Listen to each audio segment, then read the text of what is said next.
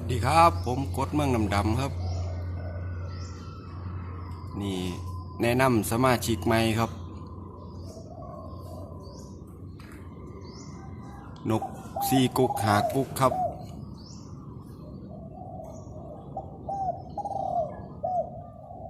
นี่อีกตัวหนึ่งครับสมาชิกใหม่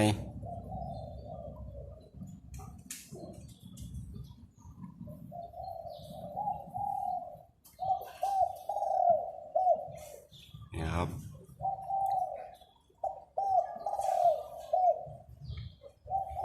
ฟังตอนเศร้าๆครับ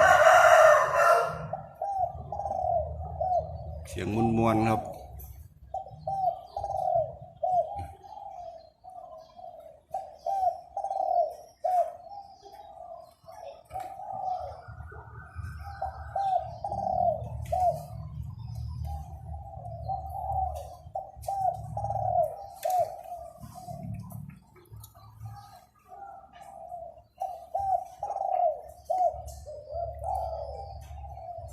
นกพึ่งมาใหม่ครับพึ่งสีกระลังเริ่มขันครับ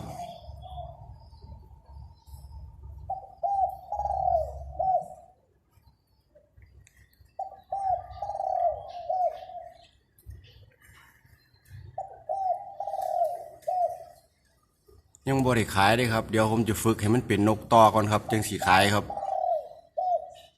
พึ่งมาใหม่เพราะนกซุ่มนี่เป็นนกที่ผมซื้อมาเบิดเลยครับนกผมแถบบ่มีแล้ว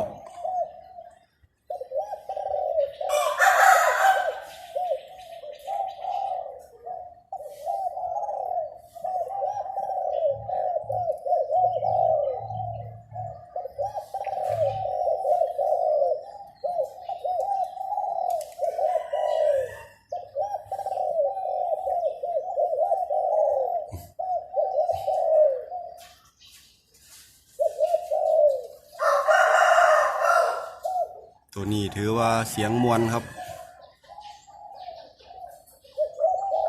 เสียงกลางกลมๆครับตัวนี้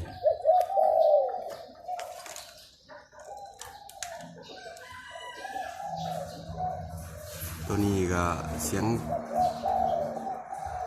หน่อยไปหาใหญ่เสียงหน่อยไปหากลางนะครับแต่ว่าก็ถือว่าบ่มวนปานใด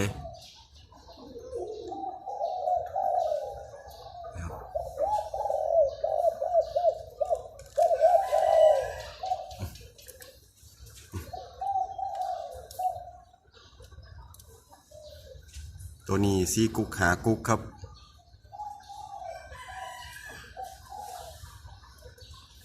ครับผมคลิปนี้ก็ซ้ำนี้นะครับ